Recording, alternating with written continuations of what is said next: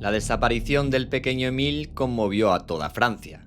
En una pequeña aldea al pie de los Alpes, en una tranquila tarde de verano, el niño, de tan solo 2 años y medio, escapó a la vigilancia de sus abuelos y se volatilizó misteriosamente.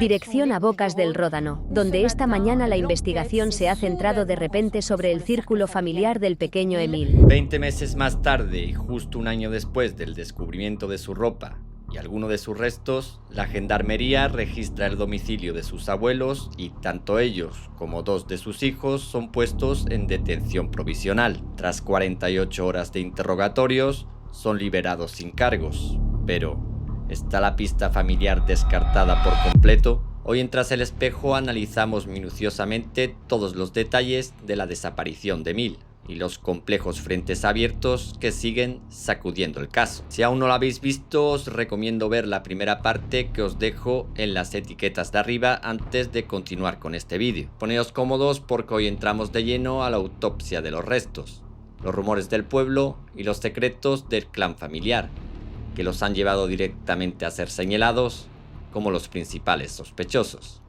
Comencemos. Acto 1. La última tarde.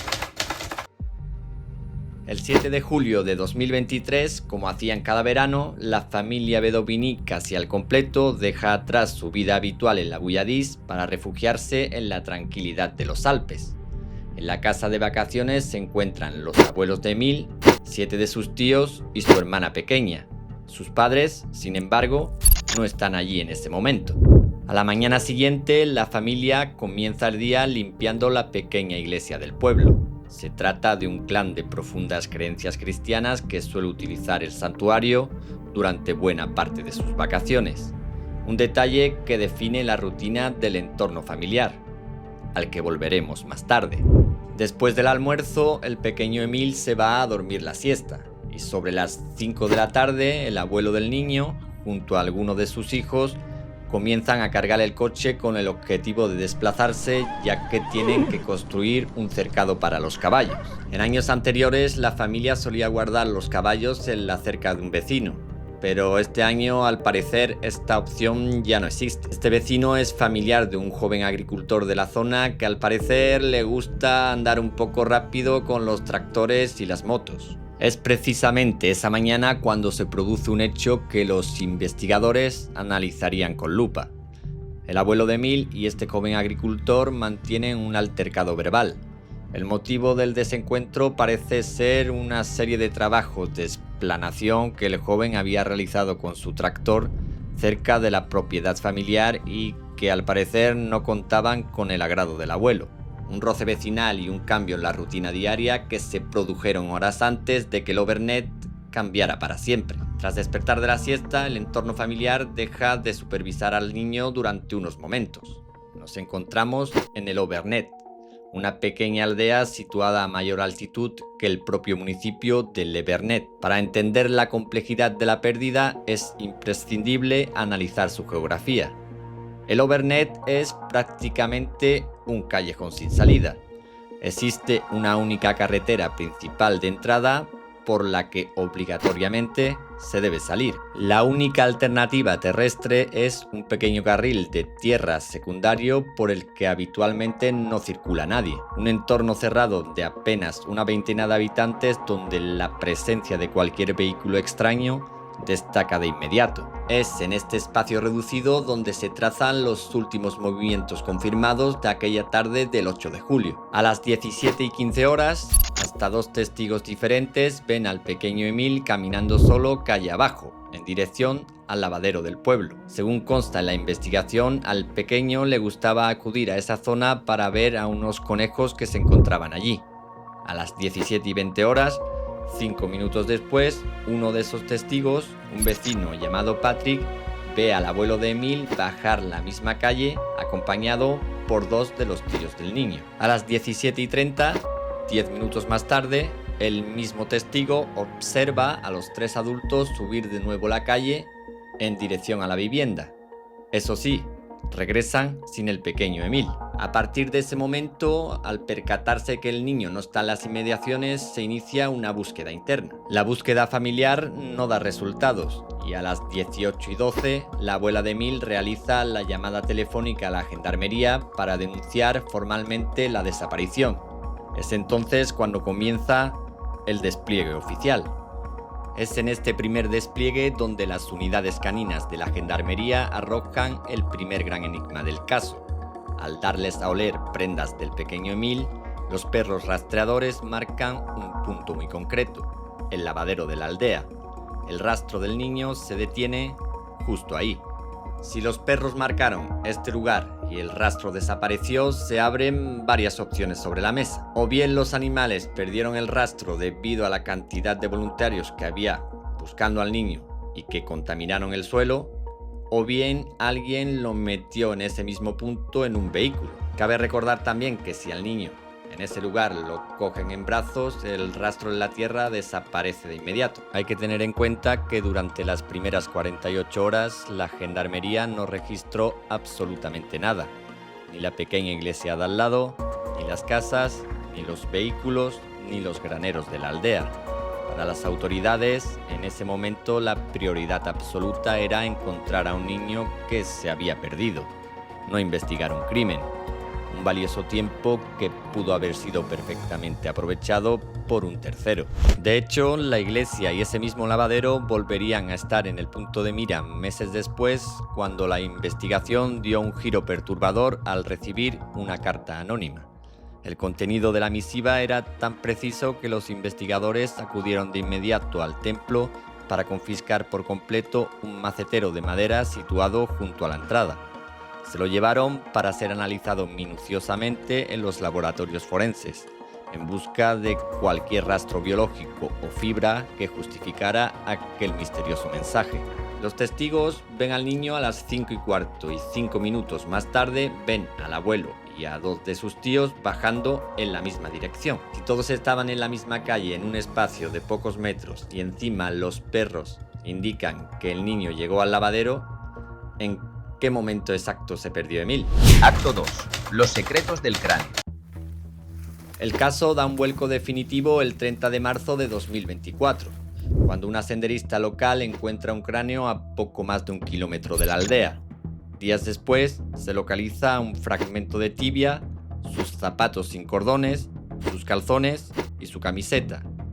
El resto de su cuerpo no ha sido encontrado hasta el momento.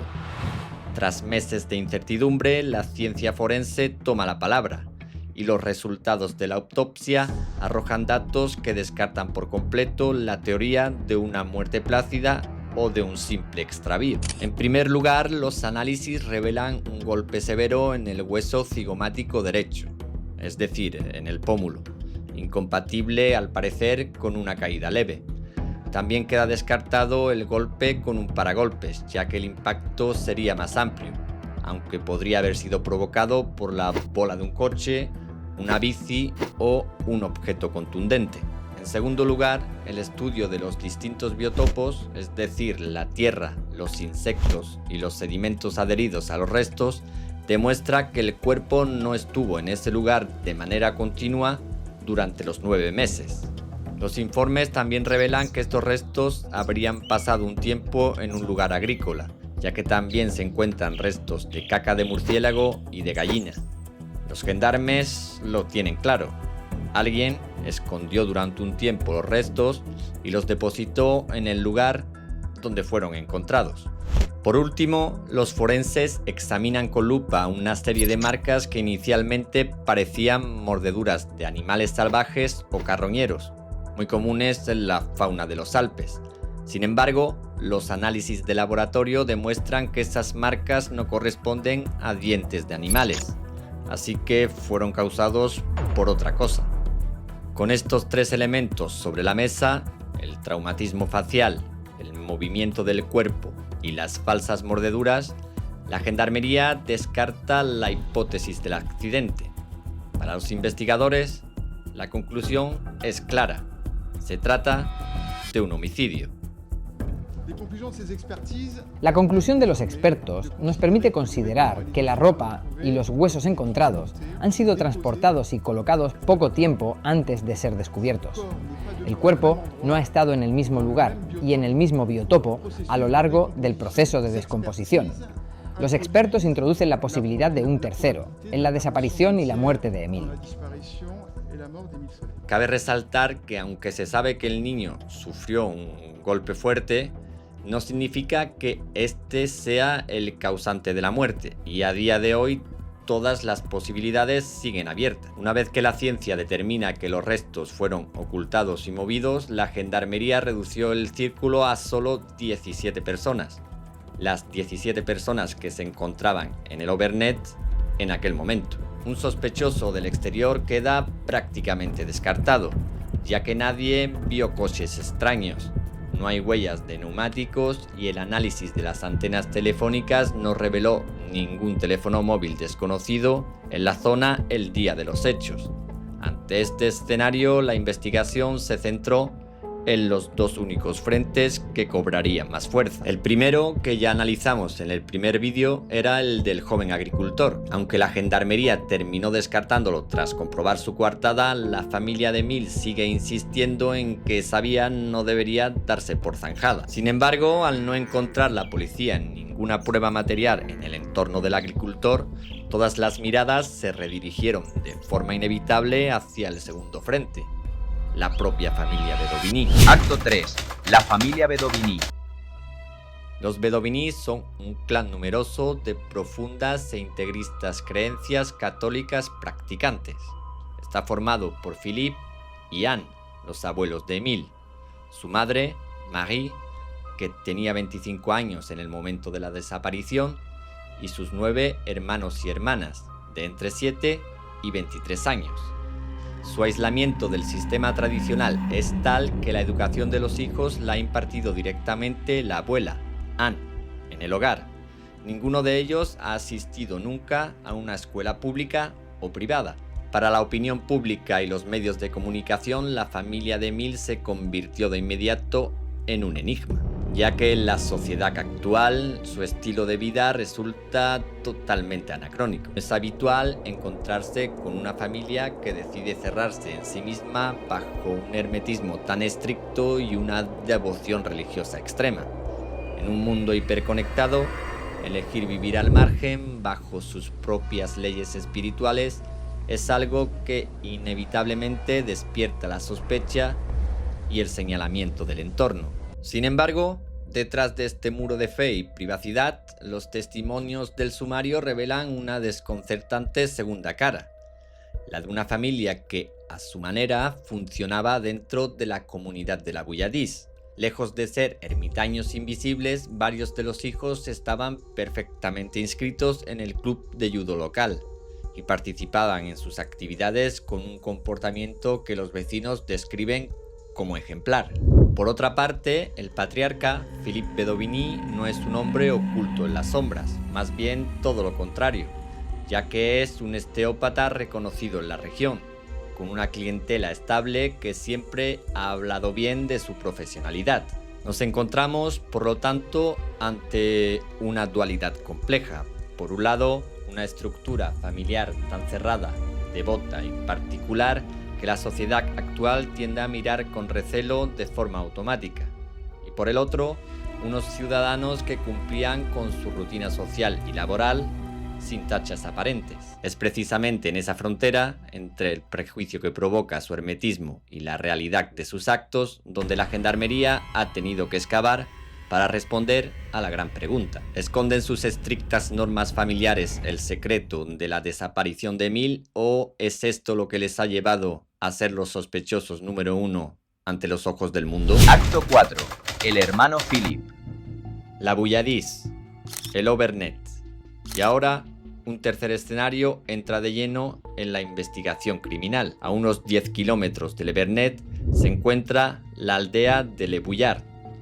Es un lugar fantasma, completamente aislado y accesible únicamente a través de carriles de tierra sin asfaltar. Una aldea que esconde las raíces más profundas de la estructura familiar. En la década de los años 60, el bisabuelo de Emile, junto a 5 de sus amigos cercanos, compra por completo esta aldea abandonada. Es aquí donde nace el mito. Bouillard se convierte en el epicentro de un sinfín de especulaciones. Se habla de una comunidad religiosa cerrada, un reducto ultratradicionalista que ya en 2019 sufrió un extraño incendio nunca esclarecido y que arrastra un largo historial de tensiones y disputas con el ayuntamiento local. Es precisamente en este ambiente de fervor religioso radical donde se moldea la personalidad del abuelo de Émile, Philippe Bedovini. A principios de los años 90 decide unirse como instructor y supervisor al polémico internado católico de Riomont, en el norte de Francia, un establecimiento que años después saltaría a los informativos nacionales por ser denunciado penalmente por antiguos alumnos, quienes relataron haber sufrido graves episodios de violencia física y abusos por parte del personal encargado. En el marco de esa investigación penal, el abuelo del niño, conocido en aquella época en el internado como el hermano Philippe, tuvo que comparecer ante la policía en 2018 para declarar como testigo presencial. Aunque nunca fue imputado, algunos testimonios de internos de la época no dejan en muy buen lugar al patriarca. Los relatos describen a un hombre de un fuerte carácter autoritario al que al parecer le gustaba impartir disciplina por la fuerza.